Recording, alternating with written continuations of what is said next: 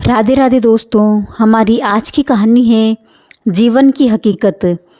आज नेहा ने निश्चय कर लिया था कि अब राजीव के साथ उसे एक दिन भी नहीं बिताना है। उसने अपना सारा सामान पैक कर लिया था। वह सोच रही थी कि शाम को राजीव के ऑफिस से घर आने से पहले ही मैं पड़ोसी को चाबी देकर इस घर को छोड़कर हमेशा के लिए चली जाऊंगी। लेकिन जैसे ही उसने अपने कमरे से अपना एक पैर बाहर निकाला, उसी वक्त तुरंत वापस आकर अपने बेड पर बैठ गई और सोचने लगी कि क्या वह ये जो करने जा रही है वह फैसला सही है, क्या ये डिसीज़न सही है। उसे याद आने लगा अपने शादी के वे पुराने दिन, कितनी मेहनत से उसके पापा ने उसकी शादी राजीव से की थी। लगभग 2 साल तक कितने लड़कों को देखा, तब जाकर उसके पापा ने राजीव को पसंद किया था। क्योंकि कोई भी लड़का उसके पापा को पसंद नहीं आता था।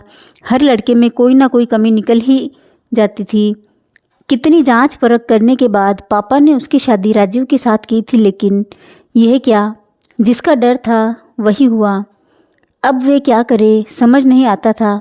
राजीव भी उससे बहुत प्यार करते थे, लेकिन अब उस प्यार ने उसे प्यार नहीं बल्कि एक दिखावा नज़र आता था। लेकिन 5 साल बाद शादी के इतने अच्छे बीते कि वे हर साल कोई ना कोई नई जगह घूमने जाते थे, अपनी शादी को एंजॉय करते थे। उन्होंने ये भी डिसाइड किया था कि अपनी शादी के 5वें साल में बच्चा पैदा करेंगे। लेकिन 5वें साल आते आते उनकी ज़िंदगी बदल गई। हुआ यूँ कि एक दिन राजीव शाम को अपने ऑफिस से घर आए, साथ में ही एक लड़की भी घर आई। उन्होंने बोला, नेहा, कुछ दिनों के लिए शिखा यहीं पर हमारे साथ रहेगी। तब जो उसने राजीव से कुछ नहीं बोला, लेकिन थोड़ी देर बाद जब वे उसके कमरे में आए तो उसने उनसे शिखा के बारे में जिक्र किया कि कौन है ये शिखा। आज के पहले तो मैंने इसका नाम भी नहीं सुना है।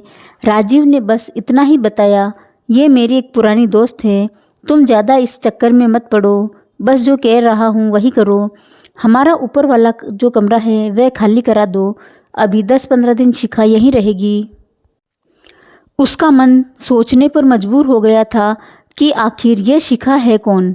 आज के पहले एक बार भी इसका नाम उसने नहीं सुना है, ना अपने रिश्तेदारों में, ना इनके किसी दोस्त के लिस्ट में। फिर अचानक से ये कौन है जिसके लिए इतना मेहमान नवाजी किया जा रहा है।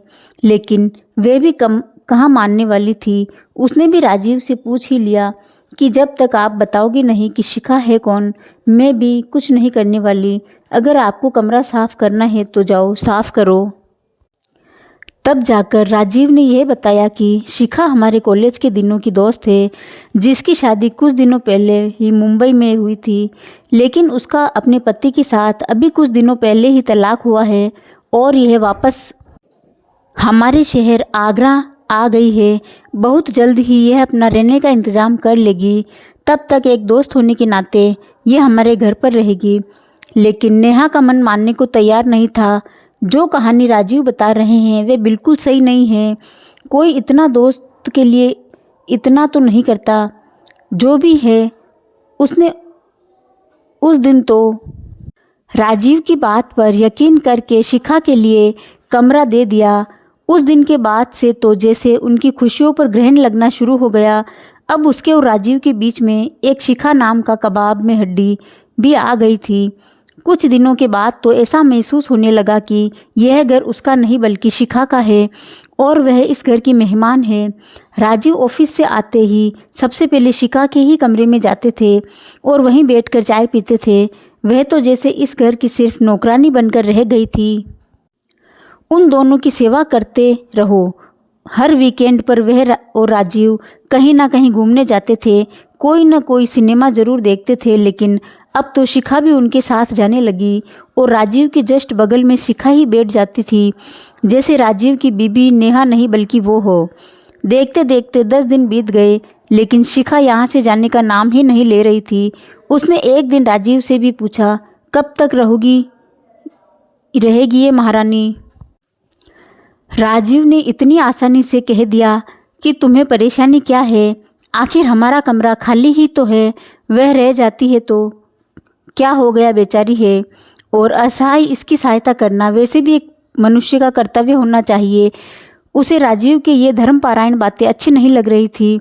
उसने एक दिन शिखा से भी पूछा कि अभी आप कब तक यहाँ हो, अपना कमरा मिला या नहीं? आप बोलो तो मैं एक प्रॉपर्टी डीलर से बात करूँ। ये बात सुनते ही शिखा जैसे हिल सी गई, क्योंकि उसे तो राजीव ने यहाँ पर रहने के लिए ही बुलाया था, यह कहकर कि हमारे ऊपर का एक कमरा खाली है, वहीं पर तुम रह लो। धीरे धीरे शिखा अब उनके किचन में भी प्रवेश कर गई थी।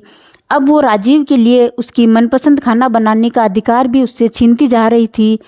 कल तक जिस राजीव के लिए नेहा उसकी पूरी दुनिया थी, आज वे सिर्फ एक नौकरानी बनकर रह गई थी। उसकी ज़रूरत राजीव को सिर्फ अपने कपड़े जूते आदि के लिए ही थी। महीनों बीत गए, उन दोनों के बीच में प्यार से बातें भी नहीं हुई। एक दिन अचानक नेहा के सास ससुर का फ़ोन आया कि बहू, हम लोग आ रहे हैं आगरा। तुम्हारी सासू माँ का पैर में काफ़ी दर्द है, तो कुछ दिनों के लिए आगरा में ही इलाज कराएंगे, फिर वापस चले जाएंगे। यह बात सुनते ही उसे ऐसा लगा कि भगवान ने उसकी सुन ली। चलो, अब कम से कम मम्मी आ जाएगी तो शिखा नाम के बला से छुटकारा पाने का कुछ तो उपाय बताएगी। उसने सोचा कि फ़ोन पर क्या बताना शिखा के बारे में। जब वे यहाँ पर आ जाएंगे तो सारा कुछ देख ही लेंगे। अगले दिन उसके सास ससुर सुबह सुबह ही पधार चुके थे। वे आकर जैसे ही घर में बैठे, वे ये क्या देख रही है कि शिखा आकर उन दोनों के पैर छू ली और वे दोनों ने भी शिखा से बोले, अरे शिखा बेटा, तुम कब से आई हुई हो? हमें तो कुछ बहू ने बताया ही नहीं कि तुम भी यहीं पर हो। अब तो नेहा और भी ज़्यादा शॉक्ड हो गई। यह क्या? ये दोनों तो शिखा को बहुत पहले से ही जानते हैं और शिखा भी इनको अच्छी तरह जानती है। थोड़ी बहुत जो शिखा को यहाँ से भागने का रास्ता था, अब लगभग वह भी ख़त्म हो गया था। उसने एक दिन मम्मी जी को अकेले में देखकर आखिर पूछ ही लिया कि मम्मी जी, आप शिखा को कैसे जानती हैं? मम्मी ने बोला, तुम्हें नहीं पता शिखा के बारे में? अरे, शिखा और राजीव बचपन के दोस्त हैं। इनकी दोस्ती ऐसी थी कि ये दोनों एक दूसरे के बिना जी ही नहीं सकते थे। बात तो यहाँ तक पहुँच गई थी कि दोनों की शादी हो जाएगी, लेकिन अचानक शिखा ने किसी अमीर लड़के से शादी करके मुंबई चली गई। उसके बाद तो राजीव कई महीनों तक बिल्कुल ही अकेला हो गया था। वह ना किसी से बात करता था, ना ऑफिस जाता था। बड़ी मुश्किल से उसने तन्हाई से उसे हम लोगों ने निकाला था। लोगों ने बताया कि अगर आप राजीव को दोबारा से नई ज़िंदगी देना चाहते हैं तो इसकी शादी कर दो, और इसी साल हमने राजीव की शादी तुम्हारे से कर दी थी। यह सुन उसे बहुत ही ज़्यादा अफसोस हुआ कि कितना बड़ा झूठ छुपाया गया उससे। राजीव एक तरफ कहता था, यह सिर्फ मेरी दोस्त थी, कभी नहीं बताया कि इसको बहुत ज़्यादा ही प्यार करते थे और मेरी शादी भी इनसे होने वाली थी। सासू माँ ने बताया कि शिखा की शादी होने के बाद वे अक्सर फ़ोन पर बात करती थी और उसने इन चीज़ों से माफ़ी भी मांग ली थी। सासू माँ ने शिखा को माफ़ भी कर दिया था और इसके तलाक के बारे में भी सासू माँ को पता था, लेकिन यह पता नहीं था कि वह आजकल राजीव के घर में ही रह रही है। अब तो उसे पूरा यकीन हो गया था कि राजीव और शिखा के बीच में कुछ न कुछ तो ज़रूर है। अभी तक राजीव ने उसे आखिर शिखा के बारे में कुछ क्यों नहीं बताया? सिर्फ इतना ही क्यों बताया कि वह मेरी एक दोस्त थी। दोस्त और पूर्व प्रेमिका होने में बहुत ज़्यादा ही अंतर है। वे उससे इस बात को क्यों छिपाए रखे हैं? अब उसने भी ठान लिया था कि आखिर ऐसा कब तक चलेगा।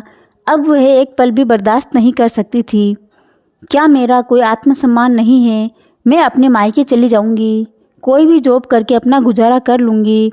नेहा पढ़ाई में शुरू से ही टॉप रही थी। मैथ उसके फेवरेट सब्जेक्ट में से एक था। मैं ट्यूशन पढ़ा लूँगी, लेकिन अब मैं इस घर में एक मिनट भी नहीं रुकूंगी। राजीव को जिसके साथ रहना है रहे, उसने मेरी शराफत का ये सिला दिया है। वे सोच ही रही थी कि जैसे ही राजीव आएंगे उनको बताकर कि मैं जा रही हूँ अपने मायके और यह घर हमेशा के लिए छोड़कर चली जाऊँगी। राजीव शाम को घर आए। घर आते ही उसने बोले तक भी नहीं, सीधे ही शिखा के कमरे में चले गए। ये बात उसे बहुत बुरी लगी। क्या मेरा इतना भी अधिकार नहीं? थोड़ी देर हाल भी पूछ ले, और बस उन्होंने इतना ही कहा। नेहा, एक कप चाय बना कर ले आना। वे संस्कारी पत्नी थी जो मना नहीं कर पाई। उसने सोचा कि चलो आखिरी चाय पिलाकर ही इस घर से विदा लेती हूँ। वे किचन में गई और चाय बनाकर जैसे ही ऊपर गई तो कमरे में ज़ोर ज़ोर से आवाज़ें आ रही थी। शिखा राजीव से कह रही थी, राजीव मुझे माफ़ कर दो, मैं तुम्हारे प्यार को नहीं समझ पाई, मुझे फिर से अपना लो, मैं तुम्हारे बिना नहीं रह सकती हूँ। नेहा कमरे में के बाहर खड़ी होकर उन दोनों की बातें सुनने लगी। तभी राजीव की आवाज़ आई, शिखा, तुम जानती भी हो तुम कह क्या रही हो? तुम होश में तो हो? मैं एक शादीशुदा आदमी हूँ और मैं अपनी बीवी नेहा को धोखा देने की सोच भी नहीं सकता। वे साधारण है, लेकिन तुम्हारे जाने के बाद आज मैं यहाँ पर खड़ा हूँ तो सिर्फ नेहा की वजह से हूँ, उसकी प्यार की वजह से हूँ। शिखा कह रही थी, मुझे पता है तुम नेहा के साथ खुश नहीं हो, हम दोनों एक हैं, हम फिर से एक हो सकते हैं। राजीव ने शिखा को एक थप्पड़ जोर से लगाया।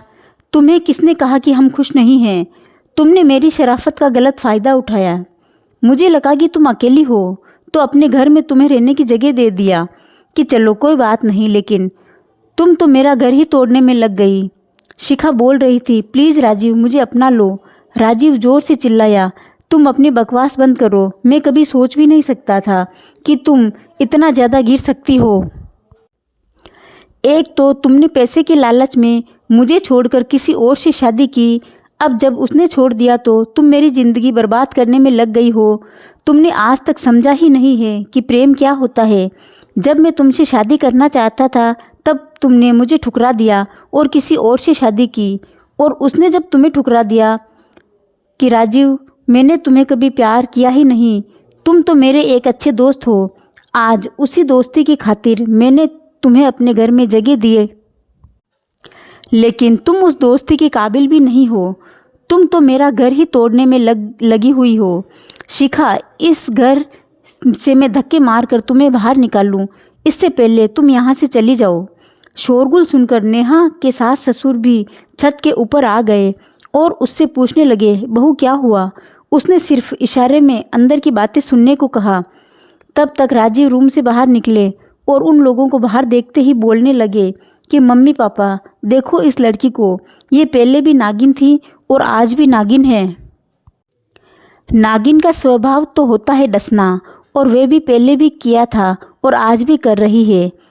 मैंने इसे अच्छा समझकर अपने घर में आसरा दिया।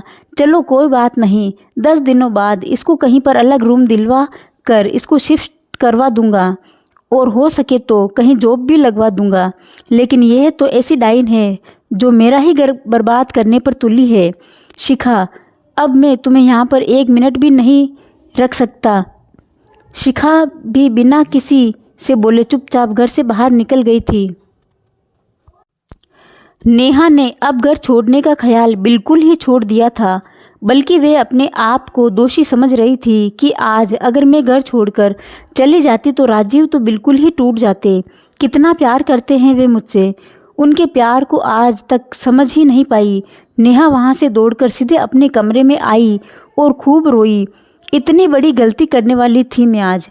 तभी राजीव अंदर आए और उसे रोते हुए देखकर बोले, अरे नेहा, तुम क्यों रो रही हो? क्या हो गया है तुम्हें? उसने राजीव को सारी बात बता दी कि उसने कितना गलत समझा और आज तो वह बहुत ही बड़ी गलती करने वाली थी। आज वह ये घर हमेशा के लिए छोड़कर जाने वाली थी। राजीव बोले, अरे पगली, इतने साल में तुमने क्या मुझे इतना भी नहीं समझा? मैं तुमको कैसे छोड़ सकता हूँ जिसने मुझे मेरी तन्हाइयों से बाहर निकाला? नेहा, मैं तुम्हें दिल की गहराइयों से चाहता हूँ और चाहता रहूँगा। ऐसा कहकर राजीव ने नेहा को अपनी बाहों में भर लिया।